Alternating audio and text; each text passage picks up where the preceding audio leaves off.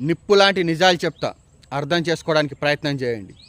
గణేష్ మండపాలు ఏర్పాటు చేయాలంటే అధికారుల దగ్గర అనుమతి తీసుకోవాలి. నవరాత్రుల సందర్భంగా అమ్మవారి మండపాలు ఏర్పాటు చేయాలంటే అధికారుల దగ్గర అనుమతి తీసుకోవాలి. ఉత్సవ విగ్రహాలను, దేవతామూర్తుల్ని రోడ్లపైన ర్యాలీగా తీసుకెళ్లాలంటే అధికారుల దగ్గర అనుమతి తీసుకోవాలి. ఛత్రపతి శివాజీ మహారాజ్ గారి జయంతి సందర్భంగా ర్యాలీ తీయాలంటే అధికారుల దగ్గర అనుమతి తీసుకోవాలి. అదే ర్యాలీలో కాషాయం జెండా బండికి కట్టుకోవాలంటే అధికారుల దగ్గర అనుమతి తీసుకోవాలి. ఇలా హిందువులు చేసే ప్రతి ధర్మ కార్యక్రమానికి అధికారుల దగ్గర అనుమతి తీసుకోవాలి.